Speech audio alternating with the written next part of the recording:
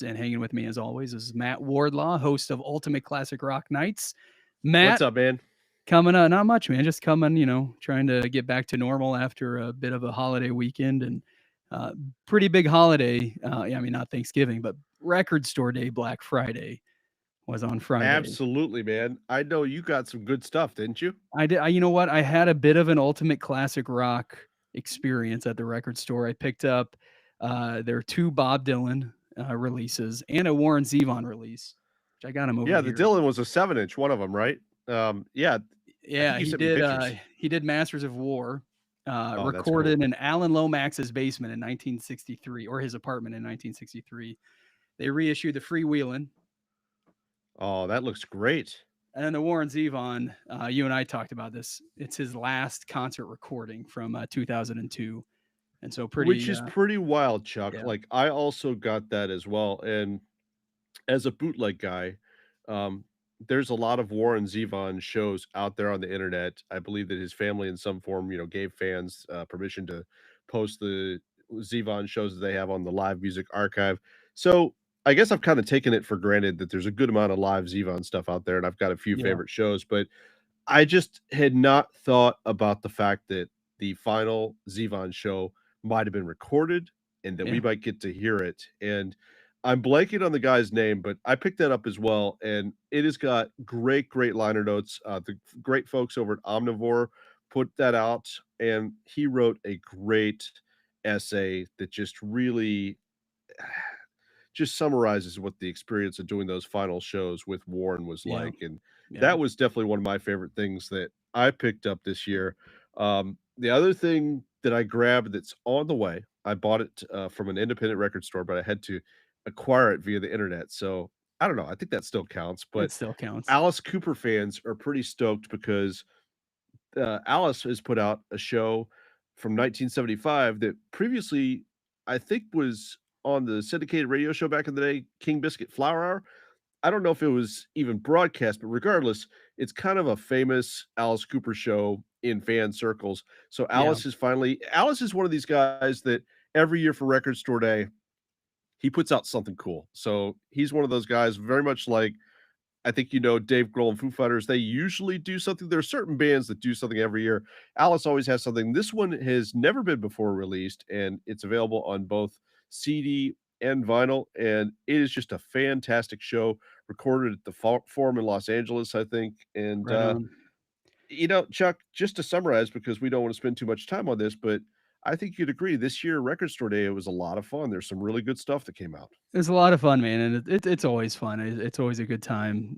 After Thanksgiving, wake up, hit your record store or a couple of them. It's always a good Yeah. time, and we do have some Black Friday, some Cyber Monday deals still going on with Loudwire and UCR, which we're going to talk about in a little bit. But you know what, Matt, I got to toss it over to you because you actually clued me in on a little bit of a controversy going on in your world right now.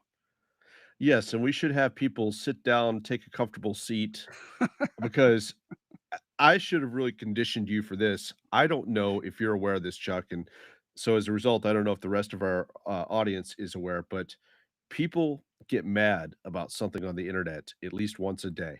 So I don't know if you've heard about this. News to me, So but not about Thanksgiving, music. Not about music. exactly.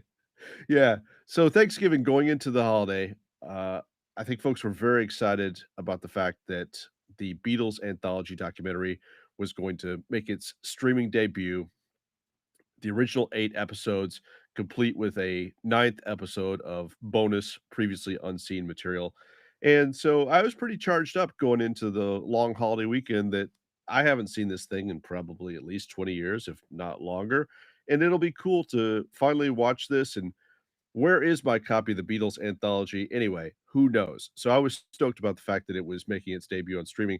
Well, the day that the first 3 episodes dropped, it did not take long for complaints to start surfacing. And the gist of it was the first thing I saw was that all of the episodes had basically been cut down by as long as up to 20 minutes cut from each episode. So as soon as I saw that, Chuck, I don't know how you usually feel about stuff like this, but as soon as I saw that, I'm going, I'm not watching this, right? Like, do you Yeah. usually have that kind of reaction, especially when it's something that's like 9 hours of your time when you know it's already been cut down from what you originally had? You're like, I've already spent the original in the case of the Beatles anthology, it ran like over 11 hours originally. So, Yeah. okay, if they've taken away time from that, I'm not going to spend that time.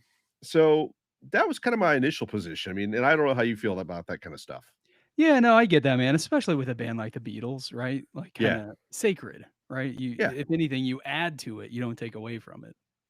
Yeah, for sure. And so then, because I'm open to new opinions, I was reading comments on the internet, always a great idea. And the comment stated it more eloquently than what I'm about to say. But the gist of the comment was editors can sometimes be helpful. And as a guy that likes to go long, I sat back for a second. I was like, that's a really good point. And so now I'm back on board. Now I'm going, maybe I'll Oh, give this alright. thing a watch and see what the 2025 edit looks like.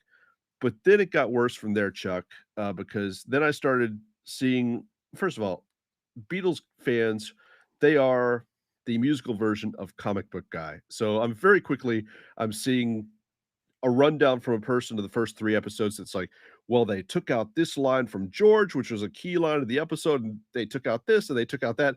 I'm like, "Okay." Now I'm back to, like, I'm not watching it. And so then the final straw, Chuck, was that I saw that they talked about the upscaling that had been done to bring these episodes up to HD standards, and they were like, "Man, there is all sorts of AI slop in this stuff," and they had a screenshot of, like, the Beatles logo on the bass drum that one of the letters is all messed up. They showed Paul McCartney's face, and now Oh, Paul looks man. like an alien. They've got John Lennon not looking like John Lennon. So I have I have totally decided that I've made the wise decision by not dedicating any of my time over the weekend to watching this thing. So I did not. But Chuck, I did bring a visual aid since you have already shown off one of your visual aids. I'm Let's going to see show you let's something. see it. I'm the classic rock guy, so you expect to see something from the past, right? Yeah, yeah. All right. For our younger viewers, this is something Oh, they I've used to heard of call these. these DVDs. And so I answered my own question as to whether or not I have the original Beatles anthology box set because this is something I know that you have gone through is that when something has been in your mind, quote unquote, ruined, you're like, oh man, do I still have that? Oh, yeah. And sometimes, The Chuck, it original. can be an original pressing of an album that's being remixed. It, I don't, the comparison that I came up with right away in my mind in video terms is I don't think I've seen people this mad about something since George Lucas changed the Star Wars movie, Yep. uh, the trilogy. This is on that level, but instead with Beatles fans. And so, if I was to make a bold prediction in closing, Chuck, I think the Beatles fans are going to be mad about this until sometime in early 2028. So, it's going to be a while. Well, there you go, man. That's, yeah, Yeah, listen, man. there's always something to get mad about, but this does seem a little, seems a little egregious, man, that they would do some of these things, especially the AI stuff you mentioned. Is there anything like that that you loved in that way? Because certainly I don't wanna bag on Beatles fans because, first of all, they were one of my first groups that I loved, Yeah. and to offer witness to that over the weekend, my wife and I were on Paul McCartney's store because he dropped merchandise for Back to the Egg, which is we are continually banging the drum for where's the Back to the Egg box set. That's like it's one of a couple albums that he has not put out a deluxe box set for. So I'm a fan. We're still fans, but Yeah. is there something like that in that regard that you just were really looking forward to that you were kind of crushed when they ruined it? Like, I think of things that could have gone wrong. For example, like Judas Priest in their Rock and Roll album, when they remixed that, I thought that was pretty fantastic. As I went back and revisited the original album, I didn't really have a problem with the sound of the original record. I like the sound of the original record, but what they did with the remix, I'm pretty okay with it. But as we know, that's not the norm. There are plenty of other Sure. instances Yeah. with music and with film where things kind of got ruined, and it's a bummer if you're a longtime super That's a good fan of something. question. I'll have to think about that, man. And if anybody Yeah. watching, if something pops in your head, man, drop it in the chat. Would love to see it. But definitely the Star Wars note you mentioned, man, that's, when I watch Star Wars now and I see those clips, I kinda I kinda cringe, like, Jabba the Hutt wasn't in that scene," but Yep. listen, it is what it is, man, and fortunately, I think music fans universally, we find a lot more joy in things than we do things to complain about, so, but 100%. while we're talking about the Beatles, I do wanna say that it is still Black Friday. It's Cyber Monday, but Yes. still sales happening everywhere, including at Ultimate Classic Rock. And so if you go to store.ultimateclassicrock.com, you're going to find deals on I think virtually everything. And as Mhm. soon as you add it to your cart, you're going to see the deal. And so I want to mention this. We've got the 2020, or you've got, Matt, the 2025 edition of the Beatles anthology. And so this is 12 LPs, 12 LPs, three anthology albums from the mid 90s, remastered in 2025, 191 tracks in this box set. It'll keep you And busy. the sticker, yeah, will keep you busy. Sticker price is 375. You add it to your cart. I think it goes down to 318. And so you're going to save Oh, that's money fantastic. instantly. Really great, man. And that's obviously a big box set. We've got a lot of all the vinyls on sale. Everything's on sale. And so make sure to go to store.ultimateclassicrock.com, pick up the Beatles anthology and save money because you're probably not going to find it cheaper uh, anywhere else. Um, No, and it's pretty cool, by the way, for folks that don't know it's a what it is, massive collection. or they're curious what's been added. It is the original 3 volumes. The 4th volume that's been added has, like, a variety. I think there's, like, 13 or 14 songs that were previously unreleased, as well as some things that have been collected from some of the bonus tracks that were on some of the other bonus tracks, be it Sergeant Pepper or the White Album or whatever it is. But, obviously, the quote, unquote, "last new Beatles song," Now and Then, that's actually on there as well. And then Awesome. the initial kind of 2 new Beatles songs from back in the '90s, "Free as a Bird" and "Real Love." What's kinda cool is they went back and they redid those using the same technology that they used on Now and Then, so no now John Lennon's vocal sounds more normal than it did at the time they released those songs back in the '90s, so it's a cool Love set. it. It is, man. And everything's housed in this really nice box. And all the anthologies are in a triple gatefold. So really cool to hold in your hands. And some new liner notes and photos, and it's cool. And it just came out this year, and you're going to save a ton of money at store.ultimateclassicrock.com. Now, if you go to loudwire.com right now, you're going to get some news about a pretty big tour that was Ooh, just announced like 2 hours ago. And for me, man, I'm super excited about this. But the headliner across all the dates is Evanescence, and it's a big deal. I can't really remember the last time they had a massive headlining tour. They've played obviously a bunch. I think, just wrapped up a run of dates in Australia with Metallica, but this is their show, playing amphitheaters, playing big venues all over the country, all over the world, actually. And they're bringing some pretty big friends with them. For a lot of the shows, Spirit Box will be playing with them. For a lot of the shows, Poppy will be playing with ah, them. And then they've also got K-Flay and the Nova Twins. And so it's a massive tour celebrating some of the best, loudest women in rock and roll, man. And it's really cool too because this year, I think for the rock fans, we saw one of the coolest collaborations come out, and that was totally. Poppy with Amy Lee from Evanescence and Courtney LaPlante from Spirit Box, and they did a Yeah, so song there's some called good synergy with this tour, like, that's what made me yeah, stoked when you sent me yeah, the news about this tour. I was just like, "Man, we've already seen on paper how cool this could be from the music that they put out that's together right. this year, and to see this turn into a proper tour, I'm very stoked." Yeah, it's gonna be a lot of fun, man. I think it's gonna be one of the biggest tours of the year, but man, I mean, we've got a ton of great tours that have been announced. We've talked about Rush a lot, GNR, obviously, they announced last week this huge run of shows all over the country, and, Motley Crue. Motley Crue resurrecting the Carnival of Sins tour, and that's just scratching the surface, man.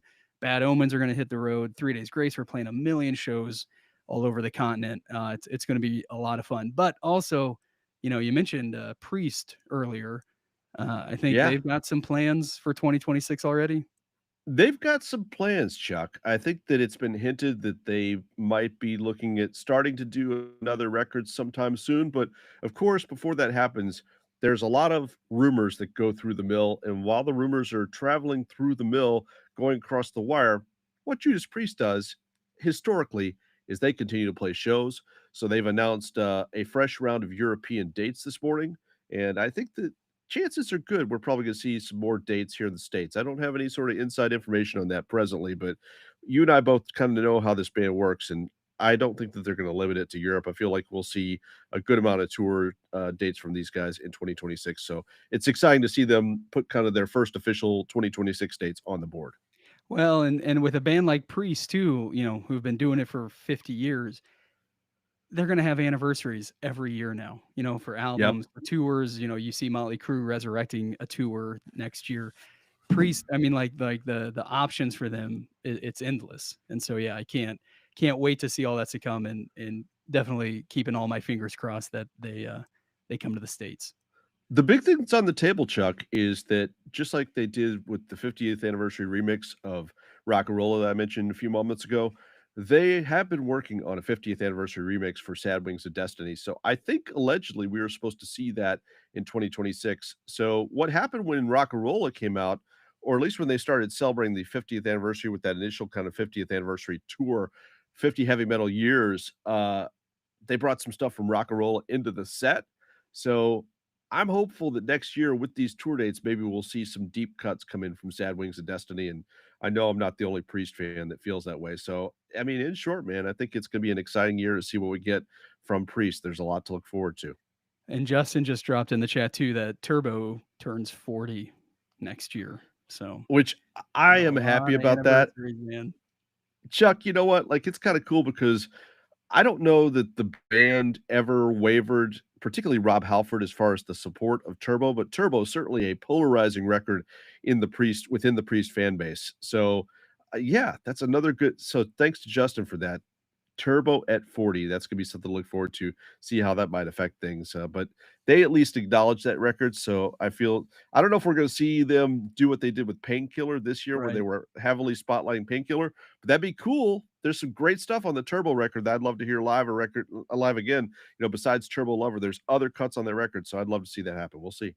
Absolutely. And yeah, a lot of great tours next year, man. Jeffrey just said 3 Days Grace is going to be off the charts. And it is, man, especially in the States. They're bringing I Prevail and the Funeral Portrait out on the road with them. And they Yeah, already have announced 2 legs covering the whole year, basically. And so that's going to be a lot of fun. And Jeffrey, concurring, calling Priest legends, which I think is a very absolute legends, man. appropriate term. And last week when we did the rock rundown, we had the fortune to talk about Guns N' Roses and a Mhm. tour that they just announced, and that tickets, I think, may be on sale today. But put the tour to the side. Tomorrow's going to be a pretty big day for 3 days. For 3 days for Guns N' Roses fans, because we're gonna get some new music from them. Yeah, not 1 song, but 2 new songs, like, I kinda like the way Axl and Crew always do this. They don't put out a ton of music. They have not put out a ton of music since this reunion first kicked off back in 2016, but when they do it, it seems like very often they'll drop a couple of songs. So, we're gonna get a couple songs from Guns N' Roses, and, as you know, those 2 songs are thought to hail from the Chinese democracy era, and what's the one that's Nothing's the one that's been kinda out there previously, right? Yeah, nothing. You can jump online now, and a lot of rabid GNR fans have been talking about nothing for a long time. And in fact, there are some, I don't know if they're leaks or demos, or I know there's some AI versions of it too that are out. I mean, there's Yeah. just a ton of different things that you can kind of get a glimpse of this song, that has been in existence, or at least been in conversation for a while. But we are going to hear the official studio new version from GNR tomorrow. And then, I think what they're officially doing, they're going to release a 7-inch. And so Mhm. nothing will be the A side. And then on the flip side is going to be a song that I do think GNR fans are aware of as well, called Atlas. Now, do you know Yeah. much about Atlas? Uh, just the sketch. So, yeah, well, you should definitely tell the folks that are a little bit less informed and not as big of nerds as we are because it's got a good storied history to it. Well, actually, you know what? I'm a little unaware of this as well, but it does have a history of being an outtake from Chinese Democracy. Um, and it was, I think maybe they recorded, or, they had worked on it for the Yeah. album and then just kind of set it to the side. I think the original title was Atlas Shrugged. And then they've changed it to Atlas, which they teased last week when they announced the tour. They said these 2 new songs are coming. So that's not a secret. But again, just like nothing, No one has heard these official, fully produced in the studio, ready to go songs from GNR. So, though they may hail from that Chinese democracy era, they're still new songs to you and me, to all the fans. And so it's going to be a pretty big day, man. I can't wait to hear both of them. I can't wait to hear both of them either. We should say that Limp Bizkit Mix said to us, "Good morning, Krusty Crew." I'm going to take that as a compliment. I think Yeah, I think Krusty so. Crew is probably a I don't know term how of else to take endearment. it. Yeah, we'll take it. But one thing I find interesting about Guns N' Roses and the music they've put out here in recent years is that they're not just putting out song after song that sound like templated Guns N' Roses. Each one sounds pretty different. So you Yeah, really, unless the song has some history and you know the song, what it sounded like in its past life, it really is a surprise each time as far as what it's going to sound like. Hard School, probably my favorite if I had to pick from the stuff yeah, that we've heard so far. yeah, Absurd, very appropriately for the title. It's quite absurd when I heard that song, but I thought that so I'm always interested to hear new music from GNR. I do wonder if at some point they're going to bring out anything that is not from the past, from the Chinese democracy era, because but the other side of things, as much as I would love to see Slash and Duff dig in with Axl and the rest of the band on new material, I do think it's really, really interesting that Slash and Duff continue to dig in on this stuff that had its beginnings when they weren't around for most of that stuff. So there's a yeah. lot of band members that would be like, that was while I was gone. I'm not touching that. So I think it's kind of cool that there's a lot of bands and artists that, as we know, when they change eras, sometimes stuff gets left on the shelf that you're aware of that as a result of the circumstances, whatever went down, you never get to hear it. So I kind of like that this stuff does not stay in the vault and that they're finding a way to bring this stuff out of the vault as the new music that we've been hearing. So I like that it's not just lost. That's right, man. And yeah, I mean, next year, it'll be interesting to see, will they add these songs to the set list when they tour, that kind of thing. Yeah. But yeah, listen, I like a new album from GNR? Yeah, I want all the music from GNR, but if we get a couple songs every year, I'm okay with that too. 100%. Yeah. Yeah. The other tour that we should mention on the classic rock side of things that was announced this morning, and I'm a statistics guy, so I've been looking at the people that have been looking at the tour news, and people are losing their minds over the fact that Chicago and Styx are going to be touring together next summer. It's going to be called the Windy Cities Tour, all the hits, your kind of tour. And so when I first started hearing word about this tour last week, I was going, huh, that's a really interesting bill because Chuck, it took me about an extra 5 minutes before all of a sudden I was going, "Wait a second. Both of these bands are from Chicago." And because I mean, they're both classic rock now, but back in the day, they were kind of in different genres as far as what they did. I think that Chicago was more in the pop rock kind of direction, and Styx was more of your AOR heavier rock direction. So these guys haven't shared a lot of bills, and I dug up over the weekend as I was getting ready for this.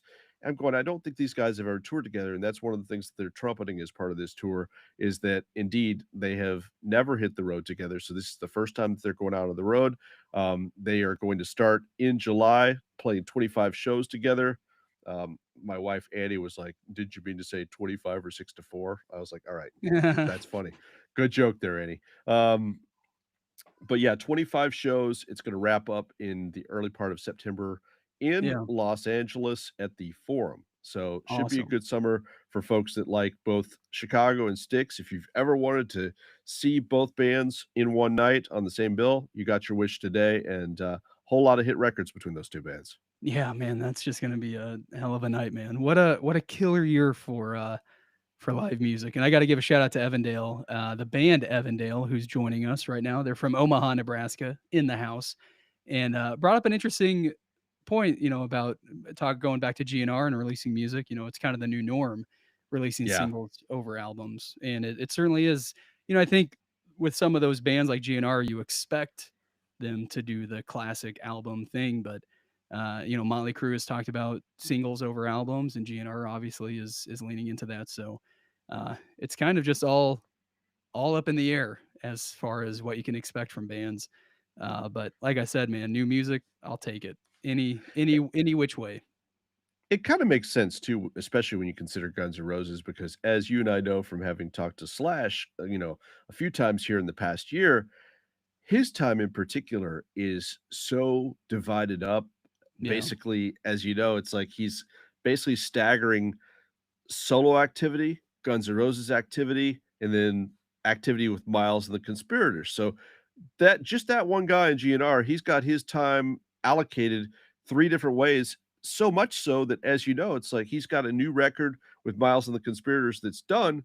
We're not gonna see it until 2027. So yeah, when you consider that, just using kind of the Slash example, it makes more sense why GNR is not doing full albums because all the folks outside of Axl, I'm not sure what Axl does when he is, not on the road with GNR, although he does have that graphic novel he's had in the works. that's right. But they're all very busy. That's the short thing. So when they're not busy doing whatever it is that they're doing, there's a big demand for GNR tour dates from promoters. If they can get GNR on a stage, they want GNR there and they're willing to pay very handsomely for that. And financially, the return on that is worth more than what they're going to see, Sure. from an album from the band side of things these days. So it makes sense. Matt, always great catching up, but I Yeah. gotta pause for just a moment. And we were talking about Priest, and in Ultimate Classic Rock store at store.ultimateclassicrock.com, there's a really cool hardcover graphic novel based on Screaming for Vengeance. And Yeah. That so thing it is super cool. it tells the story of this album, but a fictionalized sort of like reimagining of Screaming for Vengeance in graphic novel, hardback, super nice. It's on sale right now. I think it's just $30 at store.ultimateclassicrock.com, but a great stocking stuffer, great Christmas present because it's December already. I don't know how, but it is. Hmm. And Christmas is right around the corner. So if you need a gift, that's a great gift. I got another gift over on the Loudwire side. We kind of hinted at this last week, but we've launched vinyl subscriptions for Loudwire. Yeah. And so we've got classic rock, we've got essentials, and then my personal favorite is the metal vinyl subscription. And so you can do this, you can subscribe, you get a record a week, a record a month, whatever you want, probably a good entry point, maybe like a 3-month subscription, get a few records, and the Loudwire team curates these. And so, like the absolute best of the best metal albums that you should have on vinyl are part of the subscription. And the fun part about subscriptions are you don't know what you're going to get. Yeah. And, you might open it and you're like, I've never heard of this band or I don't have this record. And so it's a, cool learning experience, or it's an album that you've always wanted, you've loved, but you don't have. And now you finally have it in your collection. So it's a lot of fun, man. And you can subscribe at store.loudwire.com. And the last thing I'll say about our stores is it is Cyber Monday, Black Friday is still trickling in. Everything's on sale right now. Everything is on sale. Yeah. So as soon as you add it to your cart, you're going to save money. And again, gifts, gifts for yourself, gifts for your loved ones, whatever it is. Today's the day to get what you need. But Matt, always great catching up, man. When we're talking about Beatles and Priest and Evanescence and GNR and Chicago and Styx and great people in the chat. Jeffrey just said he saw Miles and the Conspirators with Slash and Duff in Spokane, Washington, which is Oh, that's amazing. cool. And he said he got to meet them, which is even cooler, man. I love hearing stories like that. That's super cool. Well, I'm gonna get with Ryan, our guru at the merch side of things, because I wanna see if there's a Chuck package where people can have you delivered, I assume that's a one-time delivery, like a one of one. Yeah, Uh, and that's what'd it. be great is you would get delivered to somebody, and apparently, presumably, I would have a new host here on the Rock Rundown the following Monday because you would be That's right. Yeah, somebody else's property. So these I things can tell you, happen. I'm It's pretty been cheap. nice working with you, Chuck. Yeah. Matt, always good to see you. We do the Rock Rundown every Monday at 12 Eastern, 9 Pacific, and look forward to seeing you guys next week.